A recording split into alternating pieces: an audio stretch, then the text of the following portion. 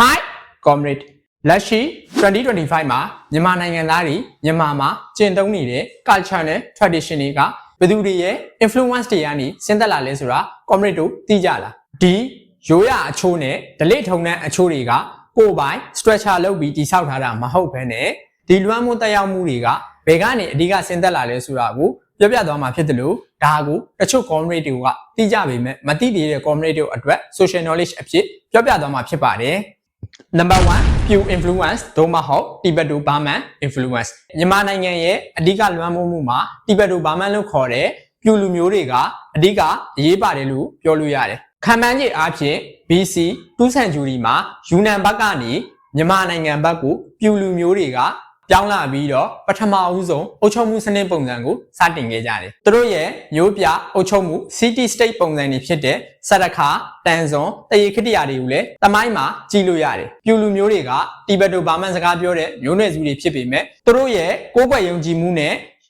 ရိုးရာဓလေ့တွေဟာတရုတ်နဲ့အိန္ဒိယရိုးရာယဉ်ကျေးမှုတွေပုံစံcollab လုပ်ထားတာတွေအများကြီးတွေ့ရတယ်။တရုတ်ရဲ့ရိုးရာယဉ်ကျေးမှုတွေရှိတယ်ဆိုတာကသူတို့မျိုးနွယ်စုက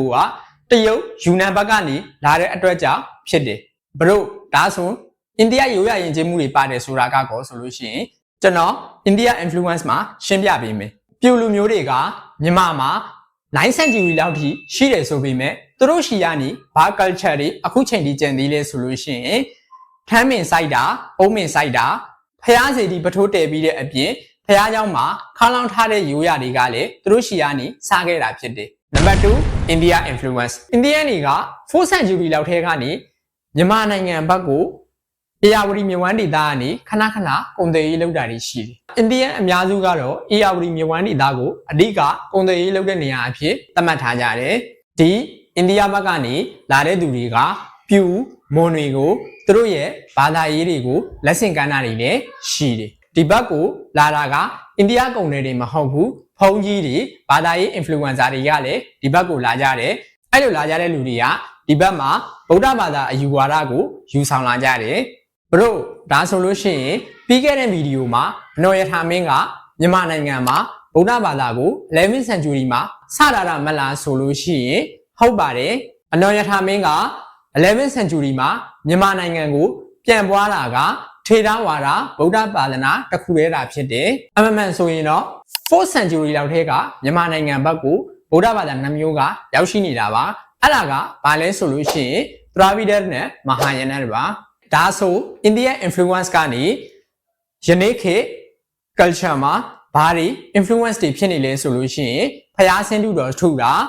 ဇေဒီပထိုးတဲတာဗုဒ္ဓဘာသာနဲ့ထုံးတဲ့အစဉ်လားပါဠိဘာသာနဲ့ရေးရတဲ့စာတွေ architecture တွေကအိန္ဒိယဘက်ကနေလာတယ်ဆိုတာညင်လို့မရတဲ့အချက်တစ်ခုဖြစ်တယ်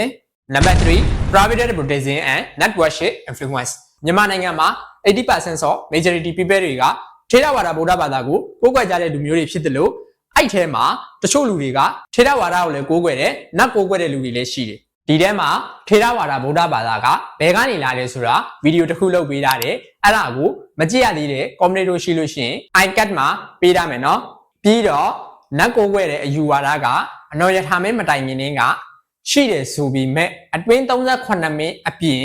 ဘယ်နက်တွေကိုးကွယ်ခဲ့တယ်ဆိုတာအတိအကျပြောလို့မရတဲ့နက်တွေလည်းရှိတယ်လို့အနော်ရထာမင်းခေတ်ပြီးတွေကလက်ရှိအချိန်ထိ38ပါးသောနက်တွေကိုကိုးကွယ်ကြတဲ့လူတွေရှိပြီးတော့ဒါတွေကလူလုံးနက်တွေသို့မဟုတ်တည်သွားတဲ့လူတွေကိုကိုးကွယ်တဲ့အယူဝါဒတစ်ခုဖြစ်တယ်တချို့ကဒါကိုအပြင်38မင်းလို့လည်းပြောကြတယ် Number 4 Mongol influence Mongol တွေကမြန်မာနိုင်ငံကို73ရာစုမှာကျူးကျော်ခဲ့တဲ့အဲ့ချိန်ကမြန်မာနိုင်ငံမှာပကံခေတ်ပေါ့1289မှာမြန်မာနိုင်ငံကိုပထမဆုံးအကြိမ်ကျူးကျော်တိုက်ခိုက်တာအနိုင်ရခဲ့ပြီးမြဲပကံမျိုးထီကိုမရောက်ခဲ့ဘူး1283မှာဗမော်ကိုထပ်သိမ်းတယ်ပြီးတော့တောင်ဘက်ကိုထပ်သွားတယ်1289မှာလုံးဝ final ပဲပကံကိုလုံးဝအပြီးသိမ်းလိုက်တယ်ပကံမျိုးတစ်ခုလုံးကိုဖျက်ဆီးပစ်လိုက်တယ်လို့နရတီတာပတိမင်းလည်းထွက်ပြေးပြီးတော့တိမ်းဆောင်ခဲ့ပြီမဲ့လောက်ကြံခံရလို့နရဆောင်ရတယ်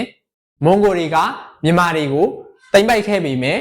အပြေးဝမထိန်ချောင်းနိုင်တယ်လို့သူတို့ကယူရေးရှားဘက်ကိုပဲအဓိက focus လုပ်နေတာများတယ် ဒါဆိုမွန်ဂိုလီရှီယာဘာ influence တွေကအခုထိကြံခဲ့လဲဆိုလို့ရှိရင်နေမြေပိုင်းခြားတဲ့နည်းပညာတွေကသူတို့ကစခဲ့တာဖြစ်တယ်။ Number 4 British influence မြန်မာနိုင်ငံကိုလုံးဝ treasure country အဖြစ်မိမောင်းထိုးပြတာက British colony ခေတ်လို့ပြောလို့ရတယ်။မြန်မာနိုင်ငံရဲ့လက်ရှိလူနေမှုပုံစံစီးပွားရေးအုပ်ချုပ်ရေးဆိုင်ရာအပြောင်းအလဲတွေနဲ့အားကစားတွေက British influence လို့ပြောလို့ရတယ်။သူတို့ရဲ့ influence တွေကဘာတွေလဲဆိုရင်ပထမဆုံးကဥပဒေစနစ်ဗြိတိရှတွေကမြန်မာနိုင်ငံမှာသူတို့ရဲ့ဥပဒေစနစ်ကိုပထမဆုံးစတင်ကျင့်သုံးခဲ့ပြီးတော့တရားရုံးတွေရဲစခန်းတွေကိုစတင်တည်ထောင်ခဲ့တယ်။ပြီးတော့ government system အစိုးရဌာနတွေတည်ဆောက်ပြီးနေရာတစ်ခုချင်းစီတွေကို position ပုံစံခွဲခြားအုပ်ချုပ်စေတာသူတို့ရှေ့ကစခဲ့တယ်။ပြီးတော့ကုန်သွယ်ရေးပုံစံကို upgrade လုပ်တာကလည်းဗြိတိရှခေတ်မှာပိုပြီးပေါ်လင်စေခဲ့တယ်။မြန်မာနိုင်ငံရဲ့အဓိကတယံဇာတတွေဖြစ်တဲ့ရွှေငွေကြောက်တံပရမစံရေနံတစ်တွေတခြားတွင်းထွက်ပစ္စည်းတွေကိုလည်းအဓိကရောင်းထုတ်ပြခဲ့တယ်။ပြီးတော့ city structure ရထားလမ်းကားလမ်းတံတားစိတ်ကမ်းတွေနဲ့ဟောတွေတည်ဆောက်တာကရန်ကုန်မှာအများဆုံးတွေ့ရတယ်။ပြီးတော့ငွေကြေးစနစ် British တွေကမြန်မာနိုင်ငံမှာငွေကြေးစနစ်ကိုပို့ပြီးအသုံးပြုခဲ့တယ်လို့မြန်မာနိုင်ငံရဲ့စီးပွားရေးကိုကမ္ဘာစီးပွားရေးနဲ့ပို့ပြီးတော့ချိတ်ဆက်ပေးခဲ့တယ်။ပြီးတော့အင်္ဂလိပ်စာအသုံးပြုဖို့ဗြိတိရှပုံစံပညာရေးကို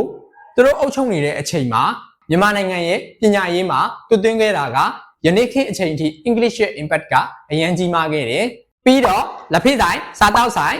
နဲ့အားကစားလက်ဖေးဆိုင်နဲ့စားတောက်ဆိုင်တွေကဗြိတိရှခေတ်မှာစခဲ့တဲ့ culture တစ်ခုဖြစ်ပြီးတော့အခုချိန်ကြီးမြန်မာနိုင်ငံမှာတွေ့ရတယ်လို့ဘောလုံးလက်ဝေးနဲ့တခြားအားကစားတွေကလည်းသူတို့မြန်မာနိုင်ငံကို intro လုပ်ပေးခဲ့တာဖြစ်တယ်။ကဲဒါဆိုမြန်မာရဲ့လက်ရှိ2025 culture နဲ့ tradition မှာဘယ်သူတွေရဲ့ influence တွေကရောနှောင်းနေလဲဆိုတာသိလောက်ပြီလို့ထင်မိတယ်။ဒီလိုမျိုး culture နဲ့ tradition တွေရောနှောင်းတယ်ဆိုတာကမြန်မာနိုင်ငံတစ်ခုတည်းမဟုတ်ပါဘူး။တခြားနိုင်ငံတွေရှိတယ်ဆိုတာကိုလည်းသိစေချင်တယ်။ဒါက social knowledge အနေနဲ့ comrade တို့ကိုပြောပြသွားတာဖြစ်တယ်။လွတ်သွားတဲ့ influence တွေရှိလို့ရှိရင် comment မှာဖြေကြားပေးပါဦး။အားလုံး love you all ပါတတ်တာ bye bye